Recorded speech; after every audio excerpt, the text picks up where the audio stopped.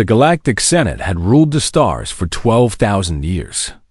900 different alien species lived under its control.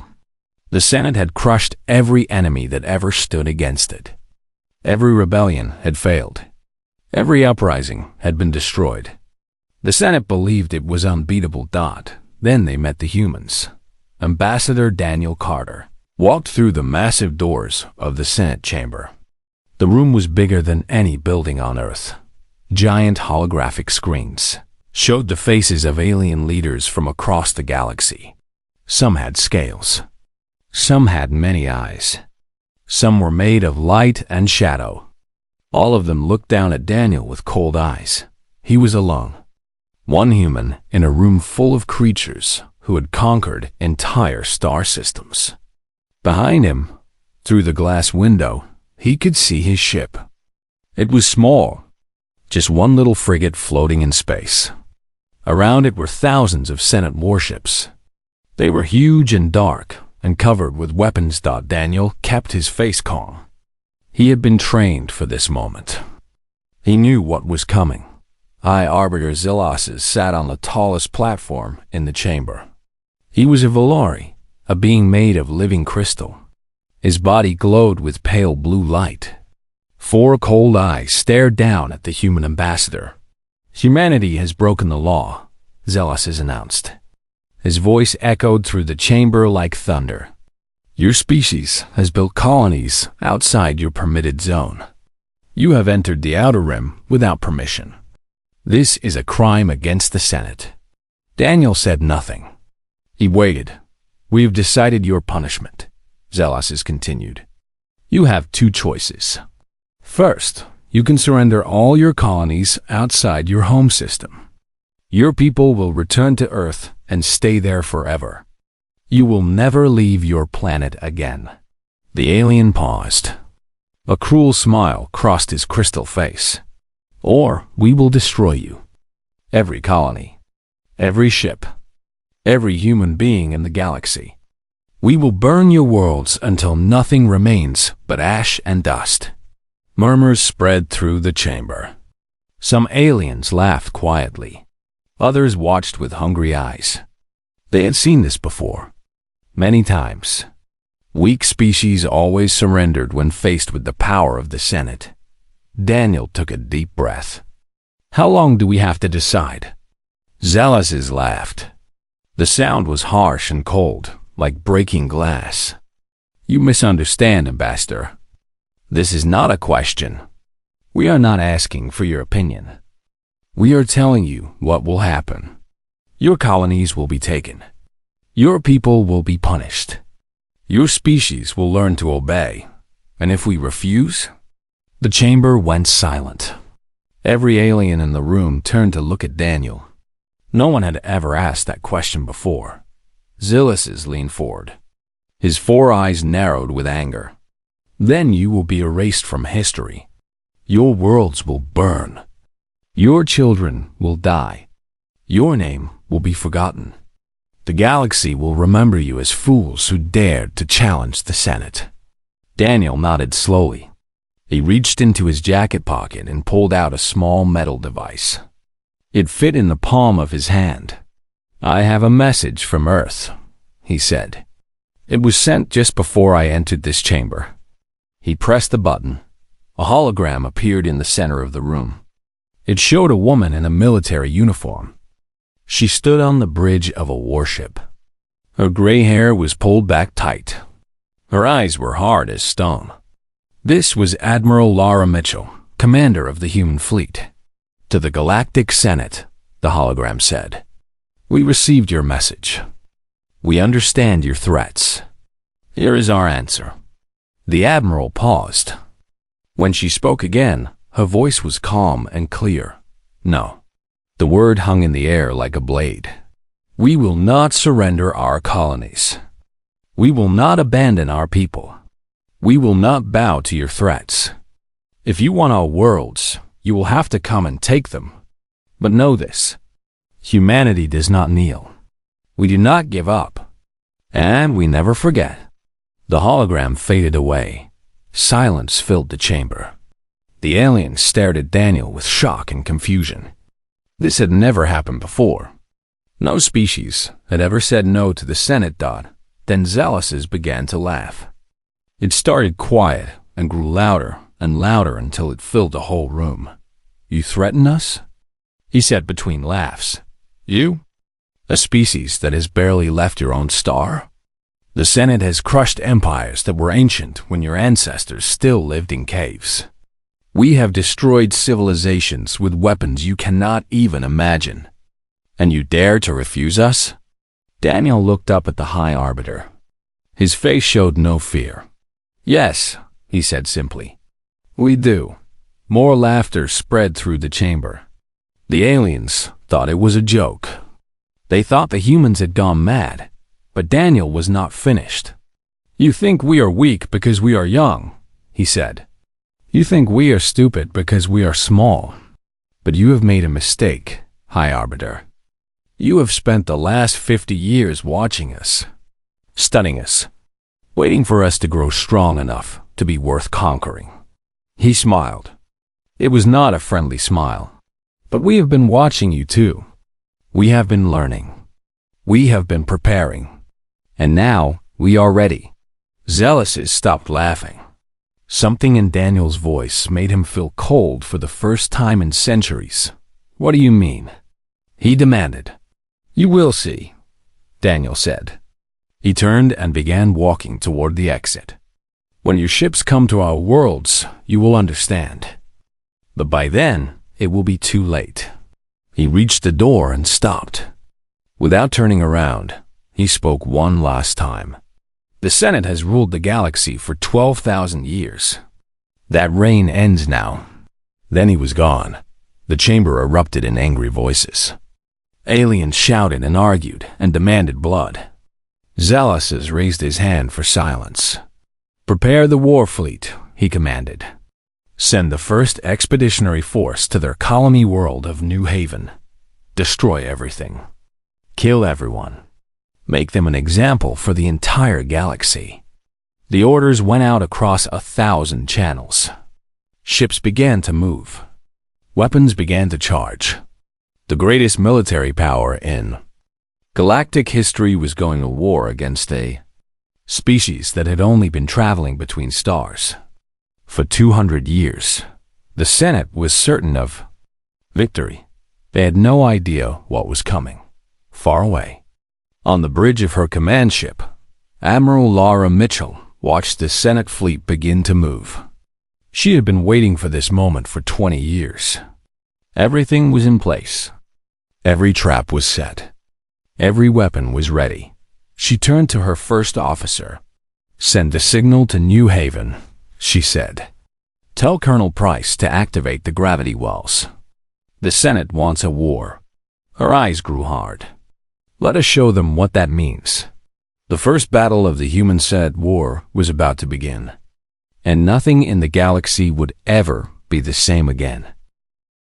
The Senate's first expeditionary fleet jumped out of hyperspace near the human colony of New Haven. 200 warships formed a wall of metal and fire in the darkness of space. Each ship was massive. Each one carried enough weapons to burn a continent. Fleet Commander Vashathoran stood on the bridge of his flagship. He was Cathari, an insectoid being with hard black armor and 6 arms that ended in sharp claws. His compound eyes scanned the planet below. New Haven was a young world. Green forests covered most of the land. Blue oceans sparkled in the light of its yellow sun. Cities dotted the surface like patches of gray and silver. 8 million humans lived there. 8 million soft, fragile creatures who thought they could stand against the Senate. Vashathoran made a clicking sound with his mandibles. It was his way of laughing. "Scan the planet," he ordered. "I want to know their defenses." His tactical officer worked the controls.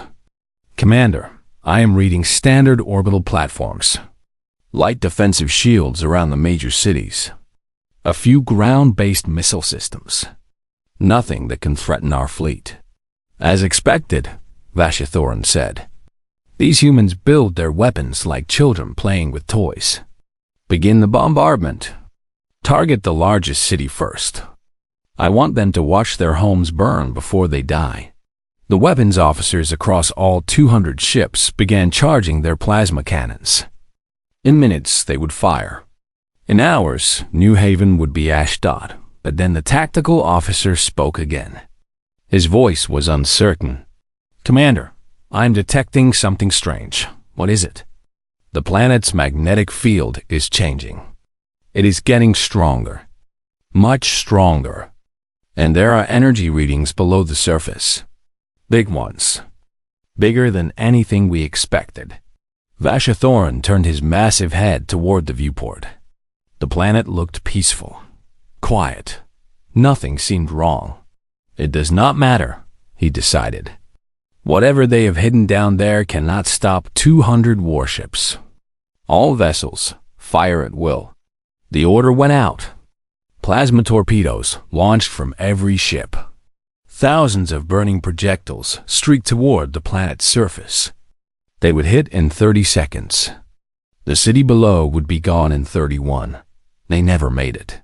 The sky above New Haven suddenly split open with light. From hidden bunkers all across the planet, massive weapons rose on metal platforms. They were strange devices. Huge spinning rings surrounded by glowing energy fields. They did not look like any weapon the Senate had ever seen. They all fired at the same time, but they did not fire at the ships. They fired at the empty space between them. Reality itself began to tear apart. Vashathoran felt his ship lurch violently to one side. Warning lights flashed red across every console. Officers screamed as gravity suddenly went wrong. Some were thrown against the ceiling. Others were crushed against the floor. What is happening? The commander roared. Gravitational forces, his science officer shouted. Impossible gravitational forces. They are bending space itself around our ships. Shields are failing. Hull is breaking apart. Through the viewport, Vashathoran watched in horror as the ships around him began to crumple. It was like watching paper being crushed by an invisible hand. Great warships that had conquered entire star systems were being squeezed and twisted and torn into pieces. His own ship groaned and shuddered. The metal walls bent inward. Cracks appeared in the floor. Get us out of here, he commanded. Jump to hyperspace, now. Engines are dead, the pilot reported. Gravity fields are too strong. We cannot move. Vashathoran looked at his tactical display. One by one, the ships of his fleet were disappearing. Some collapsed into tiny points. Others were ripped in half by opposing forces. A few simply vanished, crushed so small they no longer existed. 90 seconds after the weapons fired, the first expeditionary fleet was gone. 200 ships. 50,000 crew. All destroyed without firing a single shot. Vashathoran's flagship was the last to fall. As the walls closed in around him, he had one final thought. How did they do this?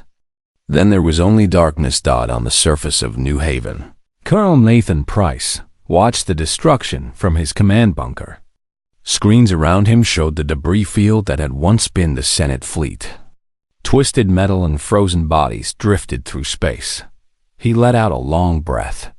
It worked, he said, quietly. Dr. Michelle Santos stood beside him. She was a small woman with gray streaks in her dark hair. She had spent 30 years building the weapons that had just saved 8 million lives. Of course it worked, she said. We tested it hundreds of times. The gravity wells perform exactly as designed. They create localized distortions in space-time. Anything caught inside gets compressed or torn apart. The Senate's shields cannot stop it because shields only block energy. This bends reality itself. Price nodded slowly. How did we get this technology? I know we did not invent it ourselves. Michelle smiled. We stole it. 50 years ago, the Valori thought they could control all scientific knowledge in the galaxy. They kept the best technology for themselves. But they were not as careful as they thought. Human scientists managed to get samples, fragments of data, pieces of machines. We spent 50 years studying their work and building something better. Does the Senate know? They will now. Michelle's smile faded. This was just the first battle. They will send more ships.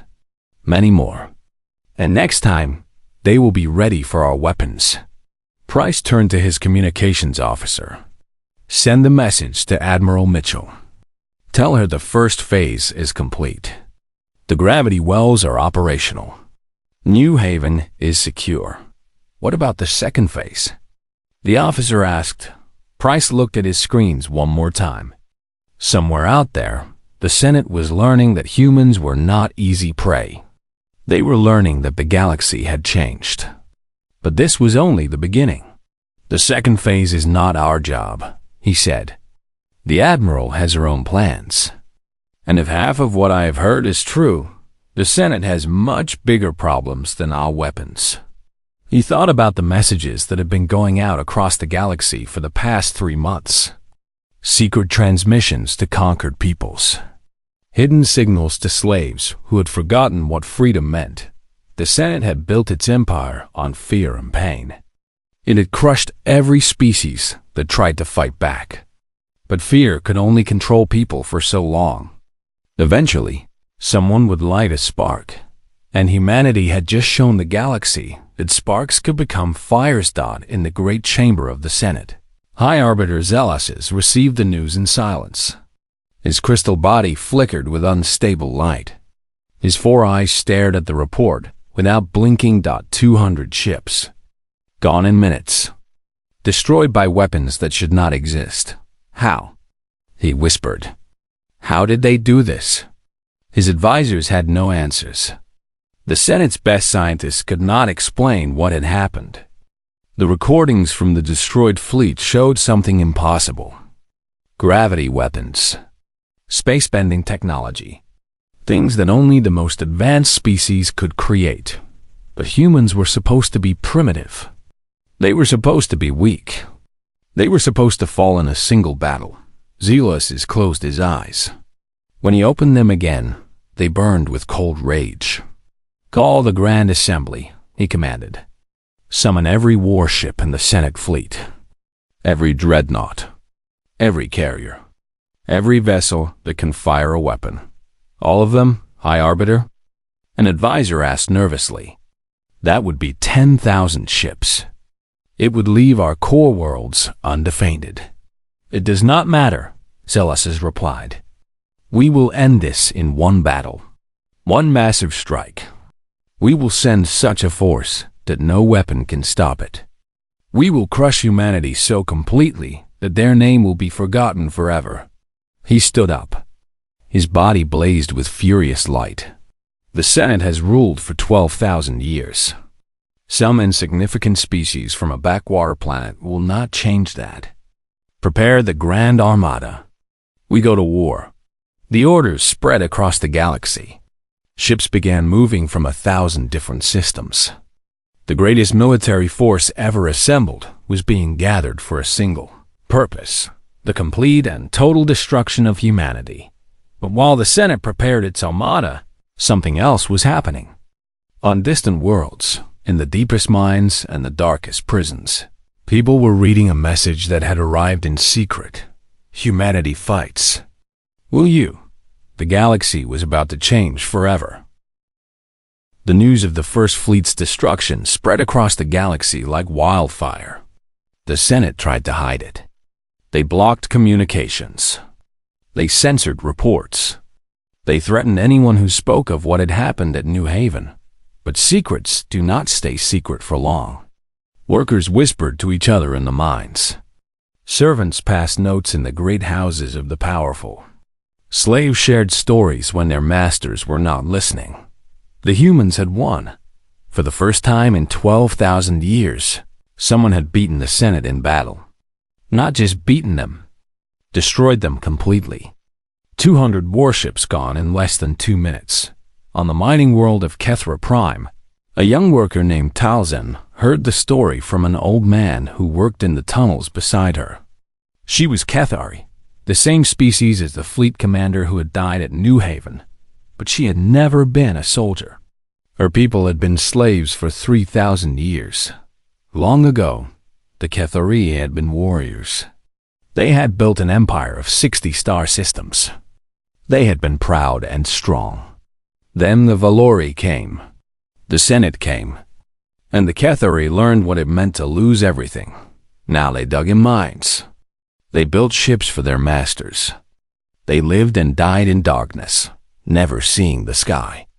Their children were born into chains, and their grandchildren after that.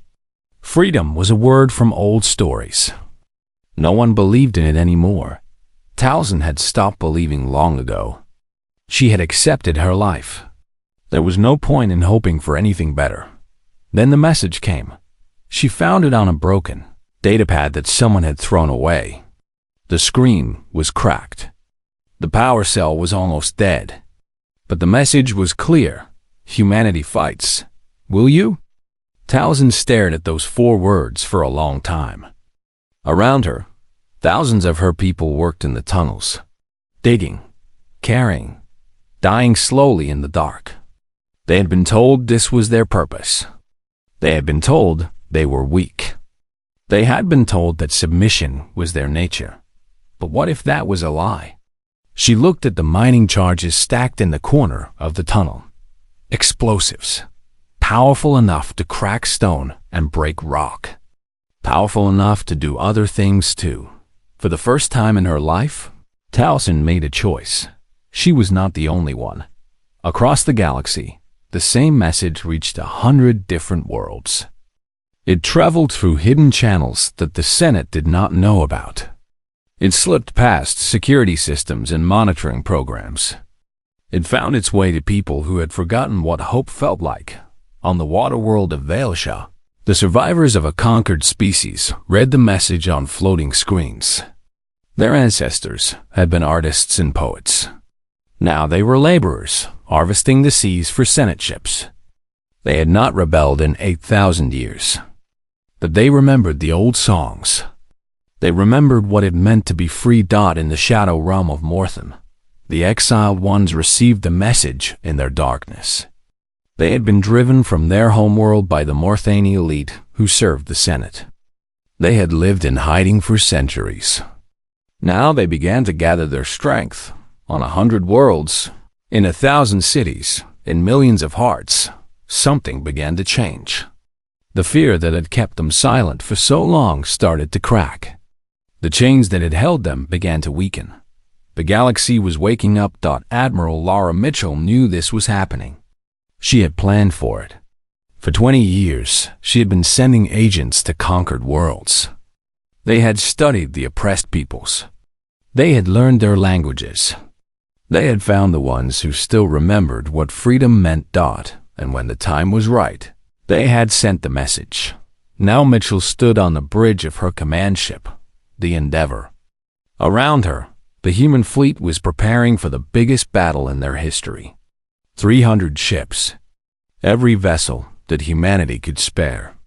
It was not much compared to the Senate's 10,000. But Mitchell was not planning to win through numbers. Commander Ryan Hayes stood beside her. He was a tall man with tired eyes and a soldier's bearing. He had been fighting since he was 18 years old. The scouts report the Grand Armada has launched, he said. 10,000 ships. Every warship the Senate has. They will reach our position in 3 weeks. Good, Mitchell replied. That gives us time. Time for what? Mitchell turned to look at him. Time for the galaxy to burn. She walked to a large display screen that showed a map of Senate space. Hundreds of worlds were marked with red dots. The Senate thinks this is a simple war, she said. They think we are just another species that needs to be crushed. They are sending their entire fleet to destroy us. Every ship, every soldier, every weapon they have. She touched the screen. The red dots began to pulse. But while their fleet is coming for us, their empire is undefended. All those worlds they conquered. All those peoples they enslaved. All that anger and pain they have caused for 12,000 years. She smiled. It was not a gentle smile. It is all about to come back to them. Hayes looked at the map. Understanding dawned in his eyes. The Uprisings. Yes, the message we sent was not just words. It was a signal, a coordination. Every conquered people who received it knows what to do. When the Senate fleet engages us, they will strike. All of them. At the same time. That is millions of people. Billions, maybe. How do we know they will fight? Mitchell turned back to the viewport. Stars gleamed in the endless dark. Because we showed them it was possible. Before New Haven, no one believed the Senate could be beaten. Now they know the truth. The Senate is not invincible. Their ships can be destroyed. Their soldiers can die. Their empire can fall. She paused. Fear is a chain, Commander. But hope is a key. We gave them hope. The rest is up to them. 3 weeks passed. The Grand Armada drew closer. And across the galaxy, the conquered peoples prepared for their moment. On Kethra Prime, Towson and her fellow workers had stolen enough explosives to destroy the main power station. When it fell, the entire mining operation would stop. The weapons factories would go dark. The Senate would lose one of its most important industrial worlds. On Vailsha, the water people had built hidden ships beneath the waves. When the signal came, they would rise and attack the Senate bases on their world. On 100 other worlds, similar plans were being made. Slaves sharpened hidden weapons. Workers sabotaged machines. Servants memorized the patrol routes of their guards. Everyone was waiting for the same thing, the battle. Admiral Mitchell knew that everything depended on what happened next. If humanity lost against the Grand Armada, the uprisings would fail. The Senate would crush the rebellions one by one. Everything would return to the way it was before. But if humanity won, or even just survived long enough, the entire galaxy would rise. The Senate would face enemies on every front. Their empire would crumble from within. It was a gamble. The biggest gamble in human history. Mitchell looked at her officers. Young men and women who had trained their whole lives for this moment. They were afraid. She could see it in their eyes. But they were also ready. The Armada will arrive tomorrow, she announced. 10,000 ships against our 300. By any normal calculation, we should lose. She paused. But this is not a normal war. We are not fighting for territory or resources. We are fighting for the future of every species in this galaxy. We are fighting to prove that tyranny can be defeated. That the powerful are not always right. That the weak can rise. Her voice grew stronger. Tomorrow, we face the greatest military force ever assembled. They expect us to run. They expect us to surrender. They expect us to die quickly and quietly. She smiled. Let us show them how wrong they are. The fleet prepared for battle. And across the galaxy, billions of oppressed people watched the stars and waited for the fire to begin. The Grand Armada arrived at the human colony of Frontier's Edge like a storm of metal and fire. 10,000 warships filled the sky. Dreadnoughts the size of mountains. Carriers that held thousands of fighters. Destroyers with weapons that could crack planets. Fleet Admiral Varnesh of the Valori stood on the bridge of his flagship, the Eternal Judgment. His crystal body glowed with pride. This was the greatest military force in galactic history. Nothing could stand against it. Scan the planet, he ordered. Show me their defenses. His officers worked quickly. Then they stopped. Their faces showed confusion. Admiral, there are no defenses. Varnesh turned sharply. What do you mean? The planet is empty. No ships in orbit. No weapons platforms. No energy signatures from the cities. The entire population has been evacuated. The admiral stared at the peaceful world below. Green hills, blue lakes, empty streets. The humans had left everything behind. They fled, his second-in-command said with disgust. Cowards. They knew they could not win, so they ran. But Vernash was not so sure. He had read the reports from New Haven. He knew what had happened to the First Fleet. Humans were not cowards. They were something far more dangerous. Scan the entire system, he commanded. Every asteroid, every moon, every piece of debris. I want to know if anything is hiding out there. The scans took time. 10,000 ships spread across the system, searching for any sign of the human fleet. Minutes passed. Then hours. Nothing. They must have retreated to their core worlds, an advisor suggested. They are concentrating their forces for a final stand. Bernash nodded slowly. It made sense. The humans knew they were outnumbered. They would fall back to their strongest position and fight there. Set course for Earth, he ordered. We will end this at their homeworld. When their planet burns, this rebellion will be over.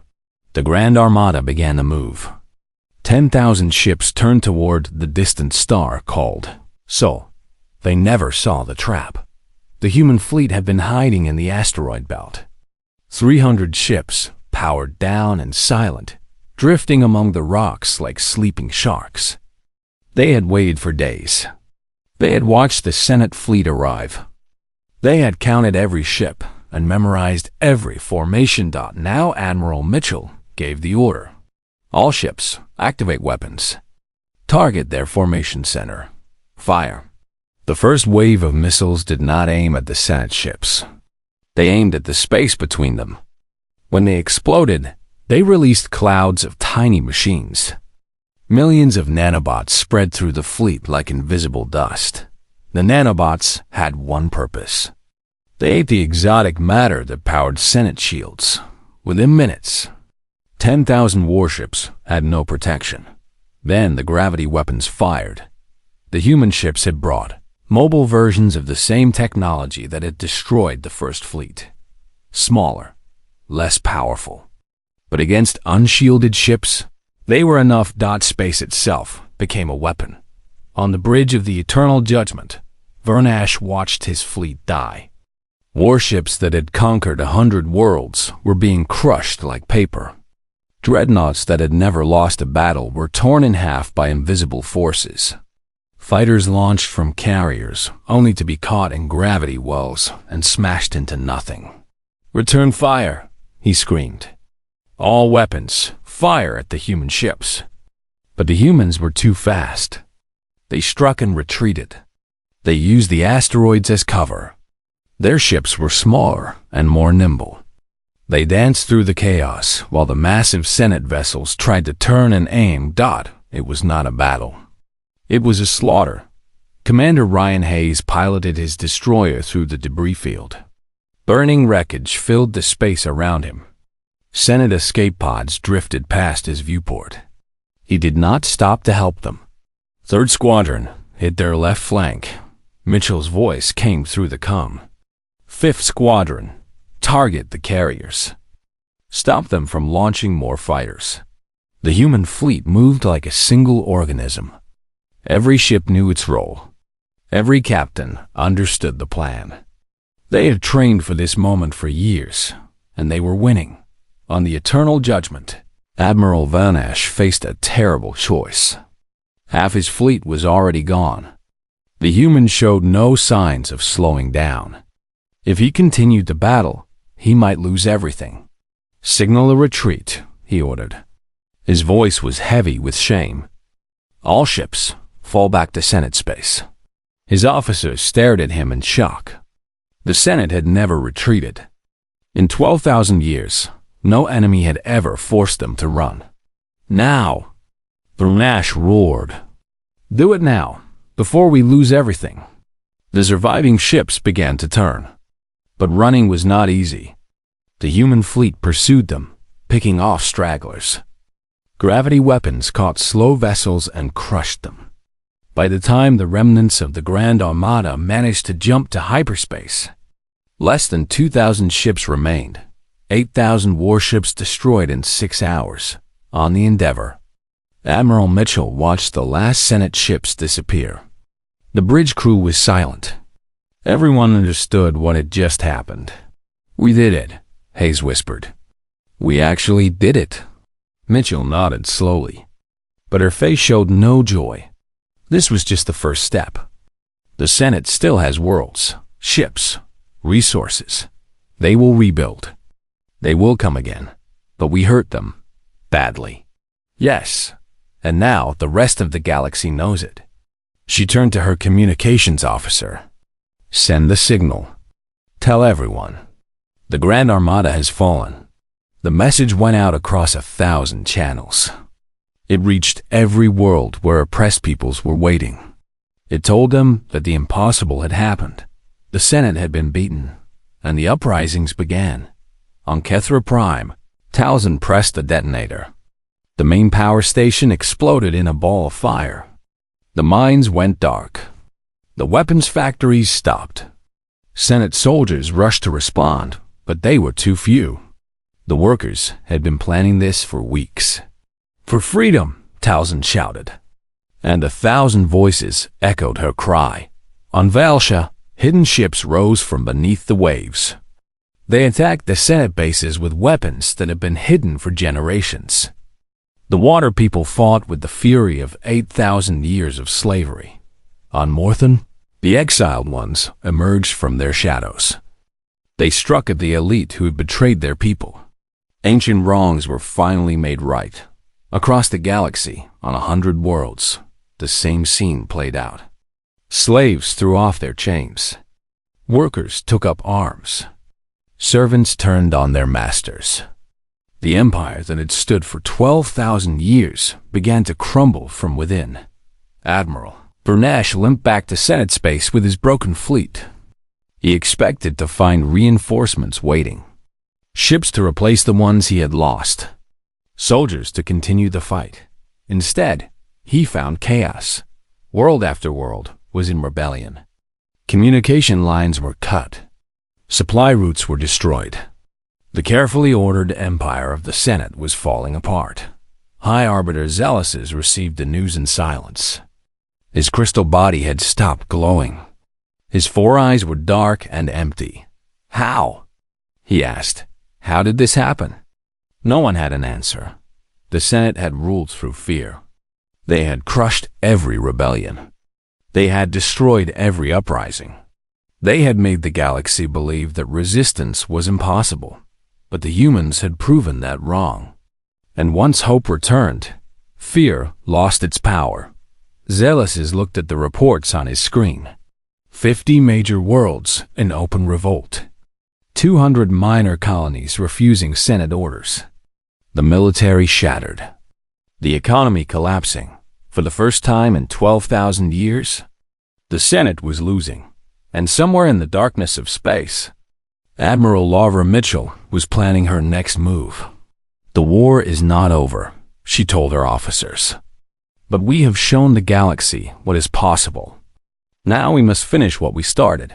She looked at the stars. "It is time to end the Senate forever." 6 months had passed as the destruction of the Grand Armada. 6 months of rebellion. 6 months of fire and freedom and the sound of chains breaking across 100 worlds. The galaxy had changed. Ambassador Daniel Carter walked through the doors of the Senate chamber one final time. But now he did not walk alone.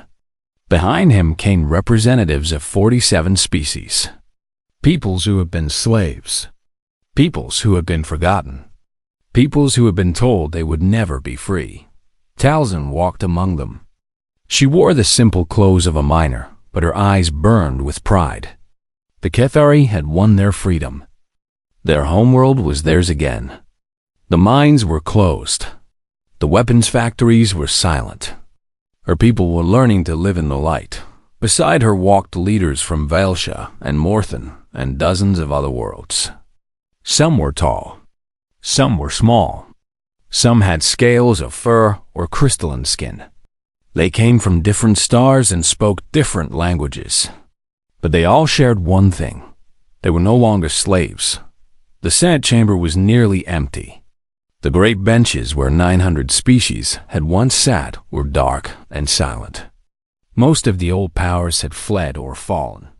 Their empires had crumbled. Their armies had been defeated. Their lies had been exposed.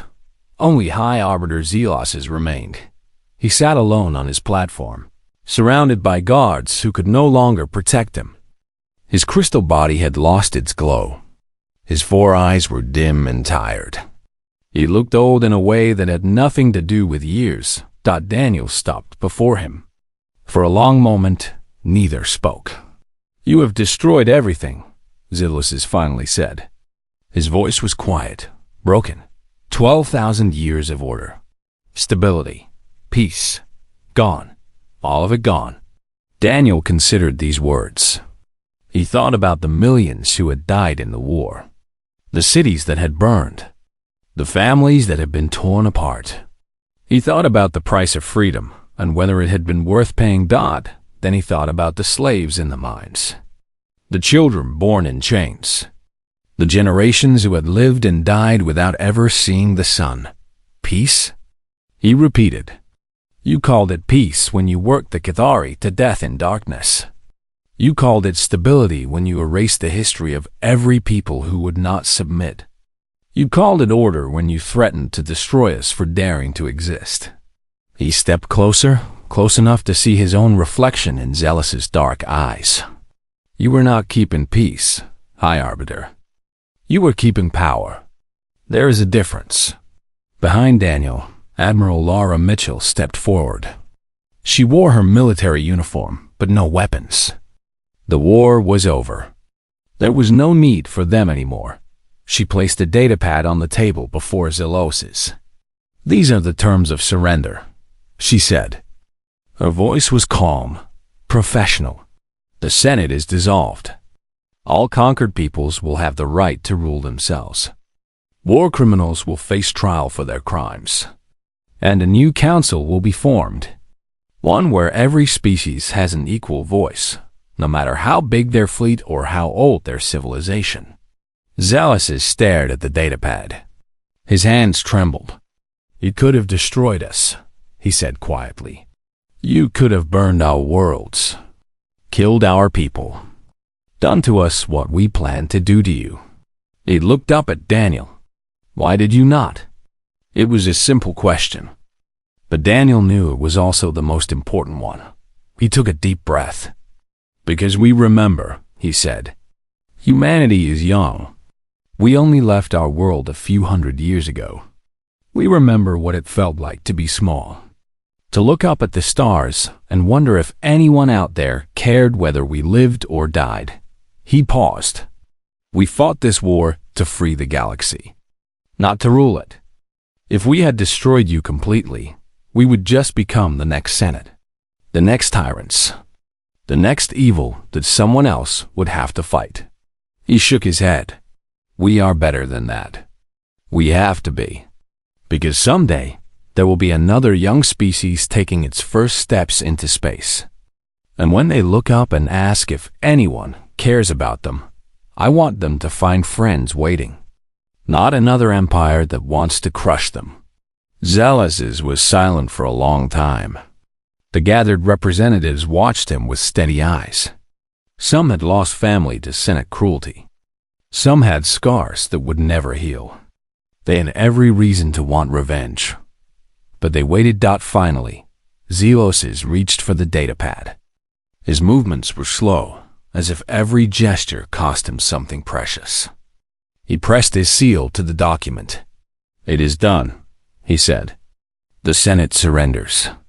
The chamber was silent. 12,000 years of empire ended with those simple words. Admiral Mitchell took the datapad. There will be trials.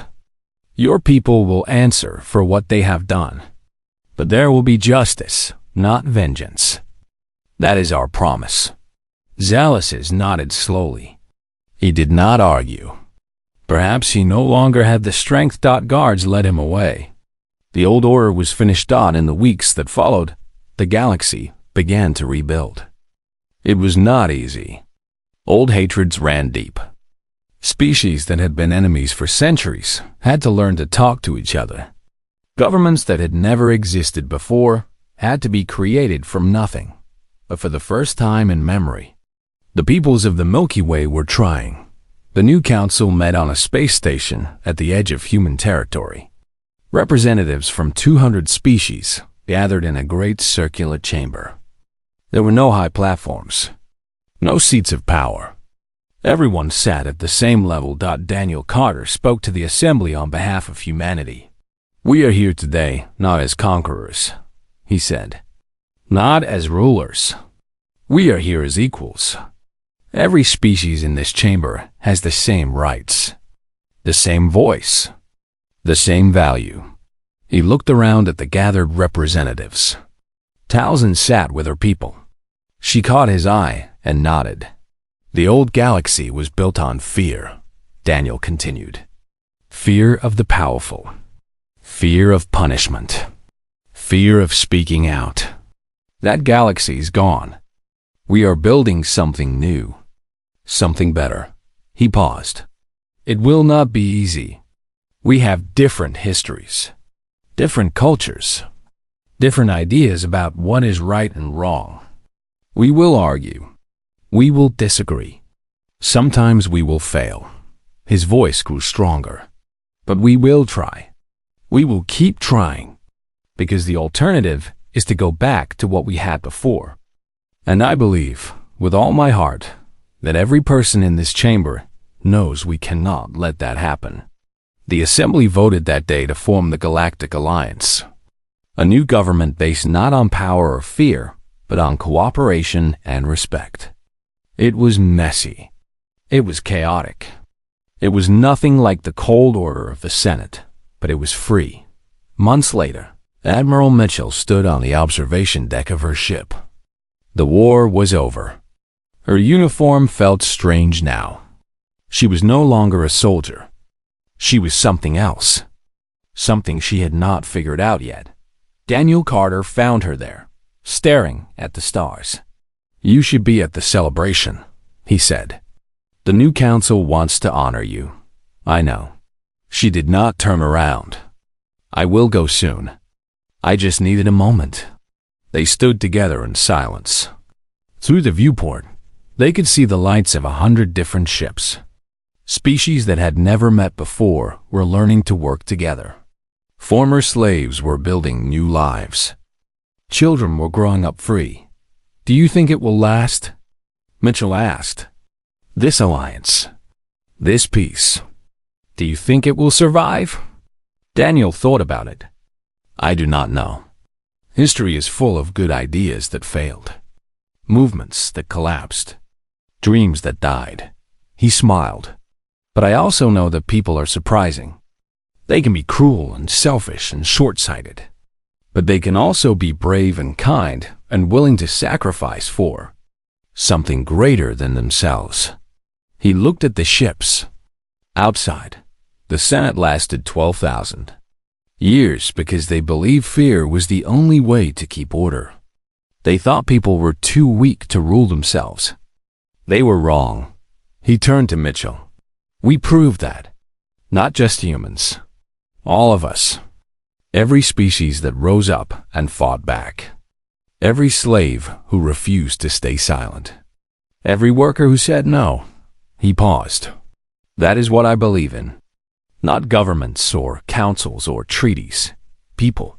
The ability of ordinary people to do extraordinary things when they have something worth fighting for." Mitchell nodded slowly. She finally turned from the viewport. "The Senate declared war against us because they thought we were weak. They thought we would surrender or die. They never imagined we would fight back. And they certainly never imagined we would win." She smiled. It was the first real smile Daniel had seen from her in months. They should have known better. They should have studied our history. Every time someone tells humanity that we cannot do something, we find a way to prove them wrong. She straightened her uniform. "Come on, Ambassador. We have a future to build. Together, they walked toward the lights and the celebration and the uncertain tomorrow that awaited them. Behind them, the stars continued to shine. Billions of them. Each one a sun with worlds circling around it. Worlds full of people who were finally free to decide their own fate. The Senate had declared war against humanity. And in doing so, they had sealed the fate of every tyrant in the galaxy. The age of empires was over. The age of freedom had begun.